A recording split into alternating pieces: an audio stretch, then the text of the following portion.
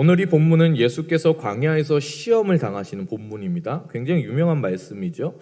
1절과 2절에는 오늘 본문의 상황을 우리 가운데에 이야기해 줍니다. 우리 본문의 1절과 2절을 한번 읽어보기 원합니다.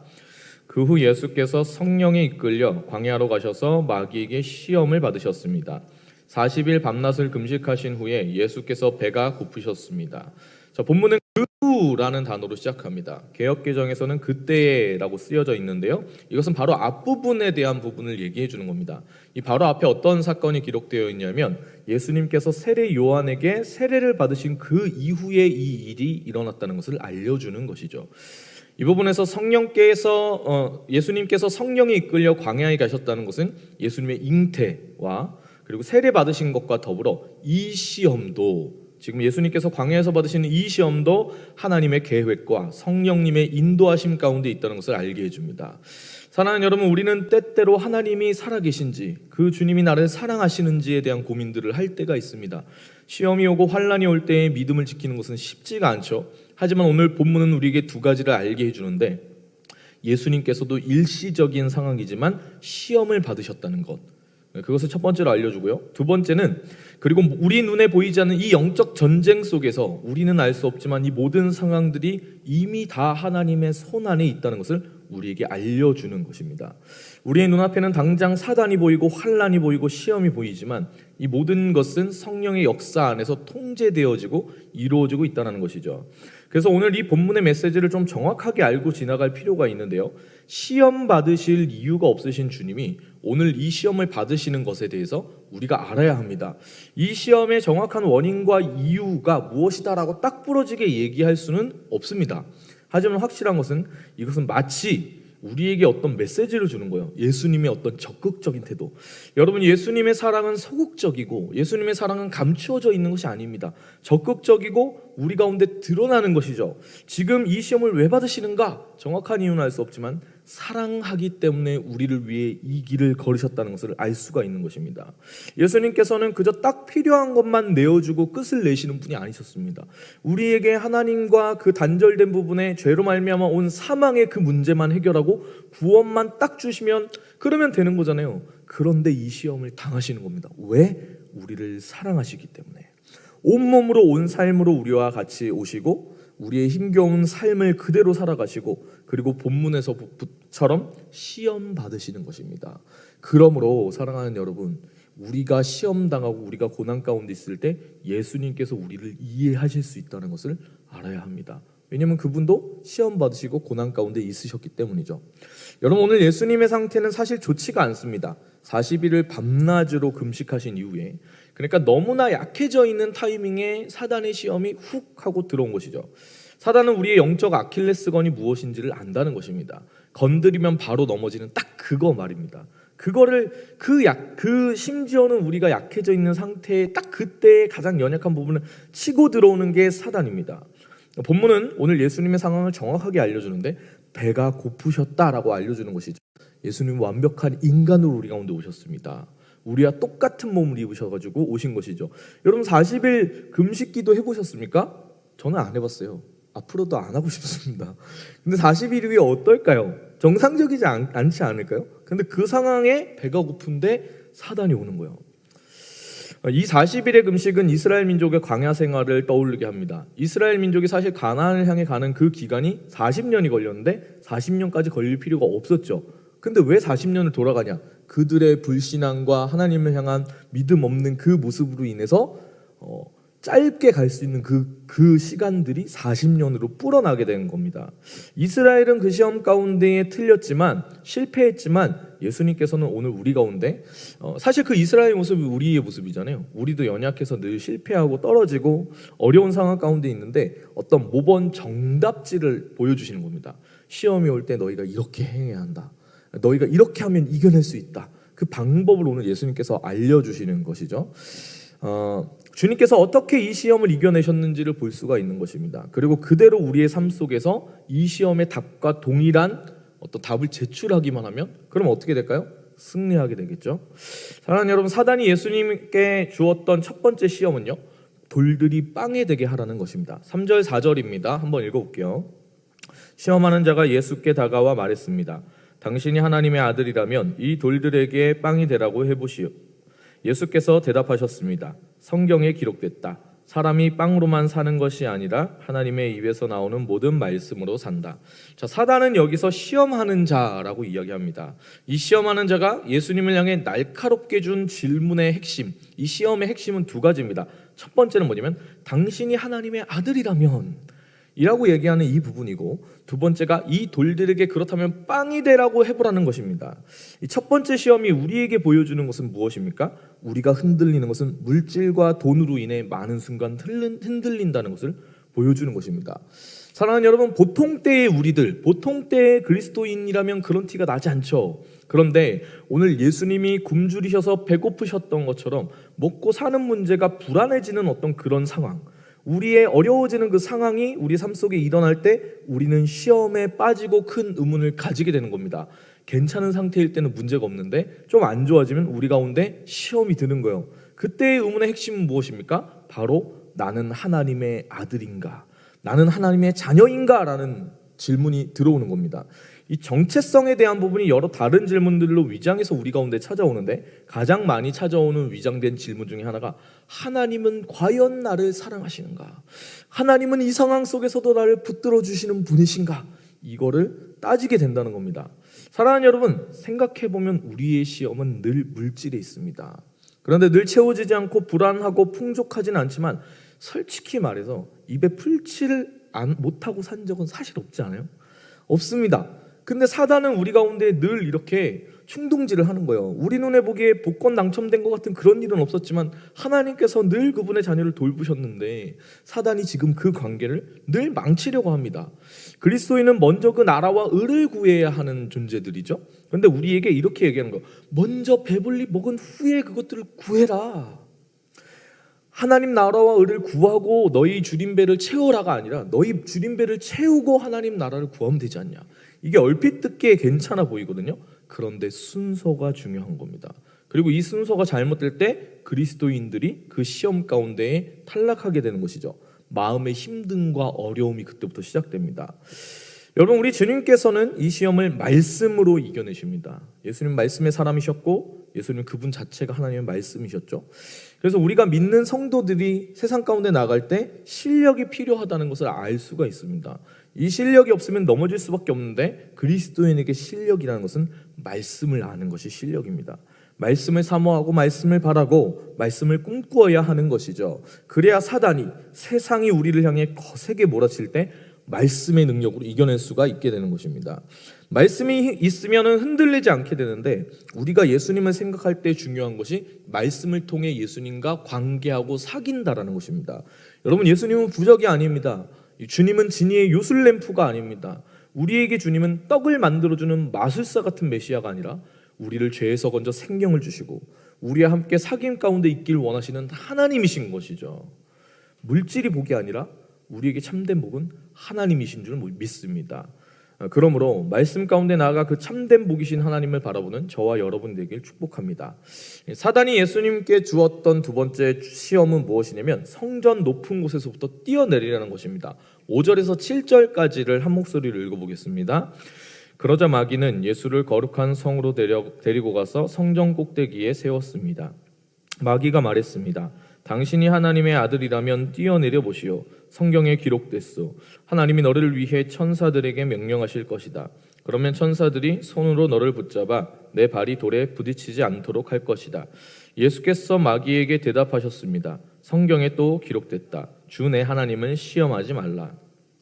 자, 이 시험에서 사단은 예수님을 성전 꼭대기에 세웁니다. 그리고 성경의 그 말씀을 인용해서 예수님께 뛰어내리라고 말하죠. 이렇게 교묘한 게 사단이라는 겁니다. 첫 번째 시험에서 예수님이 말씀으로 그 시험을 이겨내시는데 사단도 말씀을 인용하는구나. 이 사단도 성경을 알고 있구나. 이거를 우리가 명확하게 알아야 됩니다. 같은 이 성경 구절이 들어온다고 다 진짜 그게 진리이고 다 맞는 게 아닙니다. 이단도 성경을 쓰거든요. 그런데 그 성경을 올바르게 정확하게 어떤 방식으로 쓰느냐가 너무 중요한 것이죠. 자, 오늘 사단이 예수님에게 준 이 두 번째 시험은 사실은 하나님의 보호하심에 대한 믿음과 신뢰가 있느냐에 대한 시험입니다. 사단은 오늘 시편 91편의 말씀을 인용해서 예수님께 뛰어내리라고 합니다. 이 사단의 말들은 얼핏 보면은 달콤하게 느껴져요. 뛰어내릴 때에 천사들이 손으로 붙잡아 내려오게 되면 그 그림이 얼마나 멋지겠습니까? 그러면 또 뭘 생각할 수 있냐면 사람들이 얼마나 많이 주목하고 얼마나 많이 그것들을 보고 따르겠습니까? 그런데 이 상황 속에서 주님께서는 그렇게 하지 않으시는 겁니다. 여러분, 이 부분에서 우리가 생각해야 할 부분들이 굉장히 많이 있습니다. 우리는 주목받기 원합니다. 우리는 우리 스스로가 뭔가 높은 자리에 오르거나 뭔가 다른 사람들 가운데 큰 영향력을 끼치고 우리가 반짝반짝 빛나기 원합니다. 하지만 사랑하는 여러분, 그리스도인은 낮은 곳으로 가는 것이지 높은 자리를 포기하는 것이지 높은 자리를 사모해서 그 자리에 올라가는 것이 그리스도인이 아닙니다. 그 높은 자리, 그것은 주님께서 차지하실 수 있도록 언제나 내어드리는 것이죠. 높은 자리 가운데 올라가는 것 자체가 나쁜 것은 아닙니다. 주님이 세워주실 수가 있잖아요. 하지만 믿는 그리스도인은 언제든 그 자리에서 내려올 준비를 하는 사람입니다. 우리가 잘 먹고 잘 사는 그 상황 가운데 누리는 것이 아니라 언제든 주님 말씀하시면 나아갈 수 있도록, 선교든 어디든 나아갈 수 있도록 그 준비를 하는 것이 그리스도인이죠. 이 땅에서의 삶, 사람들의 시선, 그것에 우리의 주의와 우리의 관심을 뺏겨버리면 안 되는 것입니다. 예수님께서 이렇게 말씀하십니다. 주 너의 하나님을 시험하지 말라. 사랑하는 여러분, 이것은 6장 16절 신명기의 말씀인데요. 말씀의 배경이 있어요. 마사에서 이스라엘 민족이 마실 물이 없다고 불평하는 이야기거든요. 마실 물이 없습니다, 막 이렇게. 근데 그 전 때에 어떤 일이 있냐면 하나님께서 이스라엘 민족을 위해 만나와 메추라기를 내려주시거든요. 그러니까 이미 기적을 체험한 거예요. 굶주린 그들을 채워주셨는데, 근데 그 기적을 경험한 이스라엘 민족이 마실 물이 없다고 원망을 하는 겁니다. 이들의 원망은 지금 그 상황 속에서 나오는 이 원망이 단순한 원망이 아니라는 거예요. 여호와께서 우리 중에 계신가 안 계신가 라면서 하나님을 시험해 보는 원망이었던 것이죠. 여러분, 믿음이라는 것은 우리의 시험과 환난 가운데 반드시 필요한 승리의 재료가 됩니다. 하나님을 향한 믿음이라는 것을 쉽게 얘기하면 신뢰라고 이야기할 수 있겠죠. 하나님을 신뢰하는 것. 시험이 오고 환난이 올 때 우리가 가진 하나님을 향한 신뢰는 흔들립니다. 그런데 여태까지 아까 제가 말씀드렸던 것처럼 주님께서는 우리를 인도해 주시고 보호해 주시지 않았습니까? 인생의 험난한 상황이 늘 언제나 있었지만 지금 이렇게 숨쉬며 지내는 것은 하나님께서 나를 돌보시고 인도해 주신 그것 때문에 내가 살아있는 것입니다. 우리는 때로는 눈에 가시적인 것들을 이렇게 구하면서 기도하거든요. 사실은 보이지 않아도 주님께서 보이지 않는 손으로 늘 우리를 붙잡아 주신 줄 믿습니다. 말씀 안에서 하나님을 붙들고 어떤 상황 속에서도 하나님을 향한 믿음과 신뢰를 가지고 나아가는 저 여러분이 되기를 축복합니다. 마지막으로 예수님께서 받으셨던 세 번째의 시험은요, 사단에게 엎드려고 절하면 세상 모든 나라와 그 영광을 준다는 것이었습니다. 8절에서 10절을 우리가 한번 한 목소리로 읽어보기 원합니다. 그러자 마귀는 다시 아주 높은 산 꼭대기로 예수를 데리고 가 세상 모든 나라와 그 영광을 보여주었습니다. 그리고 마귀가 말했습니다. 당신이 만약 내게 엎드려 경배하면 이 모든 것을 당신에게 주겠소. 예수께서 마귀에게 말씀하셨습니다. 사탄아, 내게서 물러가라. 성경에 기록됐다. 주내 하나님께 경배하고 오직 그분만을 섬기라. 자, 이 사단 마귀의 시험의 핵심은 한 줄로 요약하면 이렇습니다. 너 자신이 너의 인생의 주인이 되고 왕이 되어라. 내 삶의 주인이 네가 되라는 것이요, 너 자신이 하나님이 되라는 이야기를 지금 사단은 하고 있습니다. 세상 모든 나라와 그 영광이라는 것은 화려하고 멋있는 것이죠. 이 당시에 사단이 예수님께 이렇게 이야기했을 때 그 나라, 세상의 모든 나라라고 할 때 그것은 사실 로마를 가리키는 것일 수 있습니다. 그 로마의 제국이 얼마나 부유하고 얼마나 광대했습니까? 그 모든 것을 주겠다는 것이요, 정확하게 이야기하면 그 로마가 가진 권력과 부를 주겠다고 얘기하는 것입니다. 언제 그것을 주겠다고 얘기하냐? 사단에게 경배할 때 준다는 거예요. 그러니까 사단은 무엇을 약속하는 거냐면, 나한테 절하고 나를 따르면 네가 네 인생의 주인이 되어 하나님과 같이 되어 살게 해준다고 지금 이야기를 하는 겁니다. 여러분, 사단 숭배자가 있다는 거 아세요? 사단 숭배자들이 있을 때 그 사단 숭배자들이 보는 경전이 있어요. 사탄경이라고 합니다. 있습니다. 실제로 있습니다. 이 사탄경이라는 것을 보면은 사탄경 1장 1절에 뭐라고 써 있는지 아십니까? 너 자신의 주인은 너다. 사탄경 1장 1절에 있는 내용입니다. 너 자신의 주인은 너다. 인간 비극의 역사는 사랑하는 여러분 바로 여기서 시작됩니다. 내가 내 인생의 주인이라 믿을 때 우리의 삶의 모든 비극이 시작되는 것입니다. 사단은 처음부터 지금까지 변함이 없어요. 하나님이 주인이어야 할 인생들을 속여서 자기 자신이 인생의 주인인 것 마냥 살게 하는 것입니다. 그리고 이 사단의 시험은, 예수님께 지금 하고 있는 이 시험은 사실 어이가 없는 거예요. 왜냐하면 이 세상의 모든 나라와 영광은 사단의 것이 아니에요. 본래부터가 이미 왕으로신 예수님의 소유인 것이거든요. 그러니까 지금 사단이 뭘 하고 있는 거냐면 사기치는 겁니다. 사기. 사랑하는 여러분, 우리가 이 믿음 생활하며 나아갈 때 우리의 삶 속에서 사기에 속아 넘어가면 안 돼요. 제가 언젠가 수요 저녁 예배 때 한번 말씀드린 적이 있는데, 사단이 제일 많이 틈타서 우리 가운데 얘기하는 사기가 뭐냐면 마음이 시키는 대로 하라는 거예요. 근데 제가 말씀드렸죠. 마음은 마음대로입니다. 그래서 마음 따라가면은 이 마음이 우리를 좀 인정해 줄 것 같고 우리 감정을 해소시켜 줄 것 같고 막 그렇거든요. 아니요. 마음에게 먹이를 주면 감정이 해소되는 게 아니라 더 불려집니다. 원망이 더 커집니다. 우리 옆에 있는 이 사람을 품는 게 아니라 더 미워지게 합니다. 그게 마음이 하는 거예요. 그리스도인은 마음을 따라가는 게 아니고 생각을 따라가는 게 아니고 말씀을 따라가는 겁니다. 사랑하는 여러분, 이 시험 가운데에 주님은 역시나 말씀을 통해 승리하시거든요. 우리가 마음이 아니라 생각이 아니라 감정이 아니라 말씀을 따라갈 때에 우리 안에 하나님의 나라가 되고 우리의 주인이신 하나님께서 우리를 다스리시는 것이죠. 주 내 하나님을 경배하고 오직 그분만을 섬겨라. 예수님께서 이 말씀 가지고 승리하시는 것입니다. 사랑하는 여러분, 이 세 번의 시험 가운데 바라보게 되는 것이 바로 하나님의 말씀입니다. 와, 지금까지 제가 굉장히 일사천리로 달려왔는데 사실 이 말씀 본문만 이것만 제가 볼 때는 한 달 분량의 말씀입니다. 그래가지고 이거를 원고를 한 15페이지를 준비했다가 이걸 막 줄이느라고 오늘 이 시간이 넘어가면 어떡하지 막 이러면서 막 준비를 했는데 좀 약간 여유가 있네요.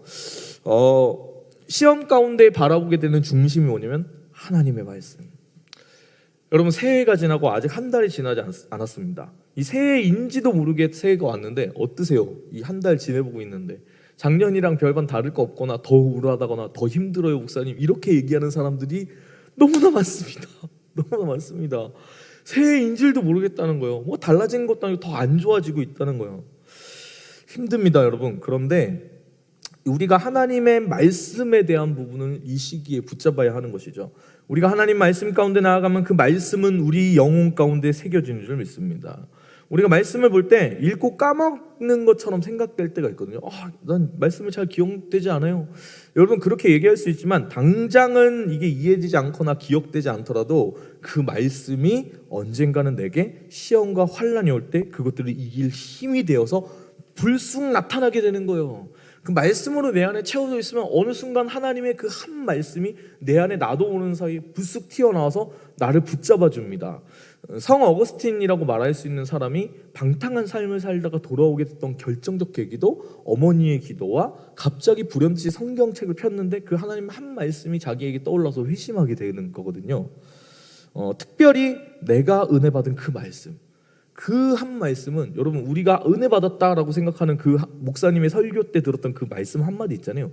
그거는 힘든 상황 가운데 갑자기 튀어나옵니다. 그러므로 사랑하는 성도 여러분, 하나님 앞에 은혜 받기 위해 큐티해야 합니다. 우리 교회를 통해서 배출하고자 하는 그리스도인은 큐티하는 사람입니다.